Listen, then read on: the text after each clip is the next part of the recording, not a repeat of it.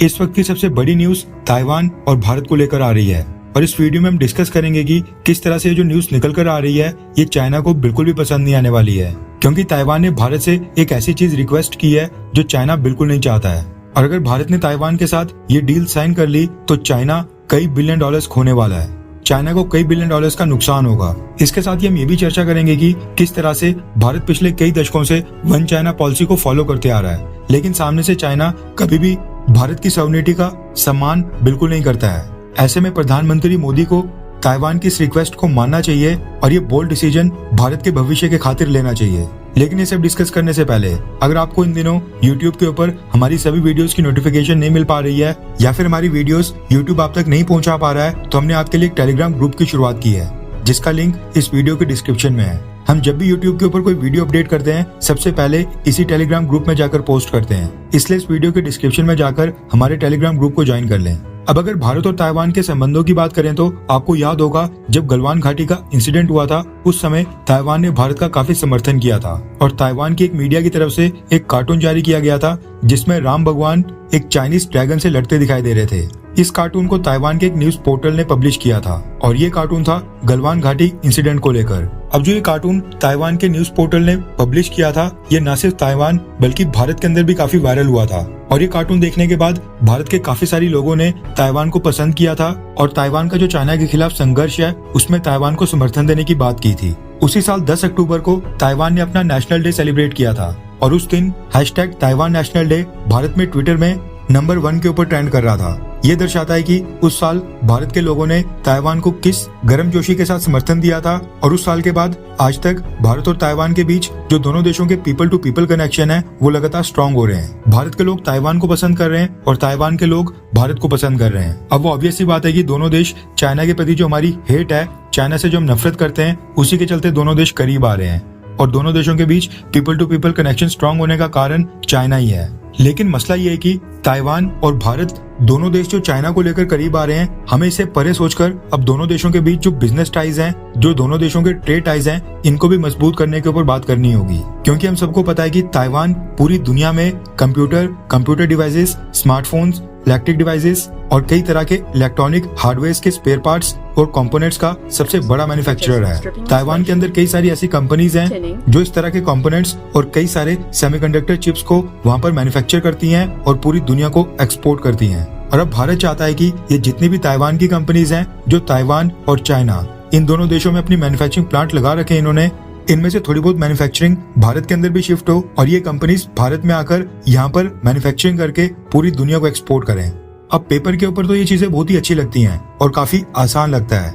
लेकिन इसके लिए सबसे पहले भारत और ताइवान को आपस में साइन करना होगा एक फ्री ट्रेड एग्रीमेंट। जिस तरह से आज की डेट में Bharat Canada, UK, Israel, Europe और दुनिया के कई सारे देशों के साथ फ्री ट्रेड एग्रीमेंट को लेकर कई सारी नेगोशिएशंस कर रहा है, ठीक उसी तरह से हमें भी ताइवान के साथ एक फ्री ट्रेड एग्रीमेंट साइन करना पड़ेगा। लेकिन देखने को क्या मिल रहा है कि भारत सरकार इस चीज को लेकर काफी रिलक्टेंट है, यानी हिचकिचा रही है और इसका सबसे बड़ा कारण है चाइना, क्योंकि चाइना नहीं चाहता है कि भारत की सरकार आधिकारिक तौर पर चाइना की सरकार के साथ कोई भी ट्रेड डील करे या फिर फ्री ट्रेड एग्रीमेंट साइन करे। क्योंकि हम नॉर्मली देखते हैं कि जो फ्री ट्रेड एग्रीमेंट होते हैं ये आमतौर पर दो देशों की सरकारों के बीच होते हैं और अगर भारत की सरकार ताइवान की सरकार के साथ एक फ्री ट्रेड एग्रीमेंट साइन करती है तो ये साफ तौर पर दोनों देशों की सरकारों के बीच एक बहुत ही बड़ी ट्रेड डील मानी जाएगी। अब ये जो फ्री ट्रेड एग्रीमेंट की बात हो रही है इससे न सिर्फ भारत को फायदा होगा बल्कि ताइवान को भी काफी ज्यादा फायदा होगा, क्योंकि इस समय ताइवान की कई सारी कंपनीज हैं जो चाइना के अंदर मैन्युफैक्चरिंग कर रही हैं।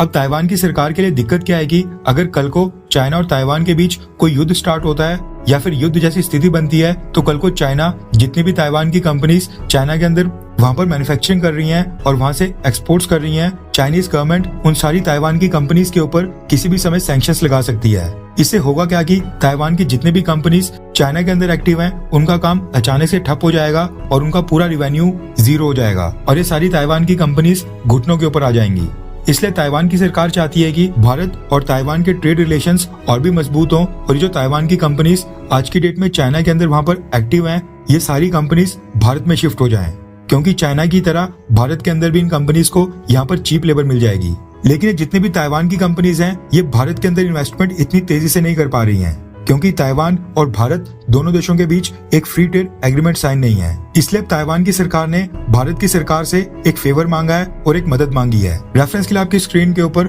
द हिंदू के आर्टिकल का स्क्रीनशॉट भी होगा। दरअसल ताइवान के विदेश मंत्री ने कहा है कि भारत के साथ संबंधों का विस्तार करने के लिए ताइवान में अत्यधिक भूख है, यानी ताइवान भारत के साथ अपने संबंधों को बहुत ही मजबूत करना चाहता है। ताइवान के फॉरेन मिनिस्टर यानी ताइवान के विदेश मंत्री जे वू ने कहा है कि ताइवान की सरकार चाहती है कि भारत की सरकार उनके साथ एक फ्री ट्रेड एग्रीमेंट साइन कर ले, और अगर ऐसा होता है तो ये ताइवान की कंपनीज को भारत के अंदर मैन्युफैक्चरिंग प्लांट लगाने के लिए बहुत ही मोटिवेट करेगा, प्रोत्साहित करेगा। फ्री ट्रेड एग्रीमेंट साइन होने के बाद ताइवान की कंपनीज खुद ही भारत में निवेश करने के लिए आएंगी। उन्होंने कहा ताइवान की सरकार अभी भी अपनी कंपनीज को कह रही है कि अगर उनको चाइना की मार्केट अब प्रॉफिटेबल नहीं लग रही है तो अपनी मैन्युफैक्चरिंग भारत में शिफ्ट कर लें, क्योंकि भारत एक राइजिंग पावर है, यानी भारत एक उभरती हुई शक्ति है और बहुत ही तेजी से आर्थिक तरक्की के रास्ते के ऊपर भारत लगातार आगे बढ़ रहा है। ताइवान के विदेश मंत्री ने वर्ल्ड मीडिया हाउस को संबोधित करते हुए इसके साथ ही आगे ये कहा कि अगर भारत और ताइवान आपस में फ्री ट्रेड एग्रीमेंट साइन कर लेते हैं तो इससे ताइवान की कंपनीज को भारत के अंदर रॉ मटेरियल और अलग अलग प्रकार के इक्विपमेंट लाने के लिए हाई टैरिफ्स नहीं देने पड़ेंगे। भारत में फैक्ट्री लगाने वाली ताइवान की कंपनीज की कई सारी बाधाएं पूरी तरह से खत्म हो जाएंगी। अब ऑब्वियस सी बात है कि अगर ताइवान की कंपनीज भारत के अंदर मैन्युफैक्चरिंग प्लांट लगाती हैं तो उनको विदेशों से भी काफी सारे इक्विपमेंट और रॉ मटेरियल इंपोर्ट करना पड़ेगा। और अगर आज की डेट में ताइवान की कंपनीज भारत में मैन्युफैक्चरिंग प्लांट लगाने के बारे में सोचें तो इस समय भारत और ताइवान के बीच क्योंकि कोई भी फ्री ट्रेड एग्रीमेंट नहीं है तो इससे ताइवान की कंपनीज को काफी सारे टैरिफ्स, कई तरह के टैक्सेस और फीस पे करनी पड़ेंगी। इसलिए ताइवान चाहता है कि भारत की सरकार ताइवान की सरकार के साथ एक फ्री ट्रेड एग्रीमेंट साइन कर ले और जो ताइवान की कंपनीज की बाधाएं हैं ये पूरी तरह से खत्म हो जाएं। ताइवान के विदेश मंत्री ने आगे कहा कि ताइवान की सरकार ने भारत से कह दिया है कि अब ये बिल्कुल सही समय आ गया है कि भारत और ताइवान एक फ्री ट्रेड एग्रीमेंट आपस में साइन कर लें, क्योंकि दोनों पक्षों ने फ्री ट्रेड एग्रीमेंट को लेकर रिसर्च और स्टडी कंप्लीट कर ली है। कई बार दोनों पक्षों ने प्रिलिमिनरी डिस्कशंस भी की हैं। हमें लगता है कि हम भारत और ताइवान के बीच बहुत ही संपन्न और सफल संबंध देखते हैं और हम इनको और भी मजबूत करने के लिए आगे भी मेहनत करेंगे। उन्होंने कहा कि भारत एक तेजी से उभरती हुई महाशक्ति है, भारत को इग्नोर बिल्कुल नहीं किया जा सकता है। भारत एक बहुत ही शक्तिशाली देश होने वाला है और हम आशा करते हैं कि भारत के साथ हमारे संबंध इसी तरह गहरे रहेंगे। भारत की मूवीज के लिए उन्होंने कहा कि ताइवान के लोगों को भारत की फिल्में बहुत ही ज्यादा पसंद आती हैं। अब यहाँ पर चाइना का एक और एंगल है। अब चाइना क्यों नहीं चाहता है कि भारत और ताइवान आपस में फ्री ट्रेड एग्रीमेंट साइन कर लें, क्योंकि अगर ताइवान की companies free trade agreement sign करने के बाद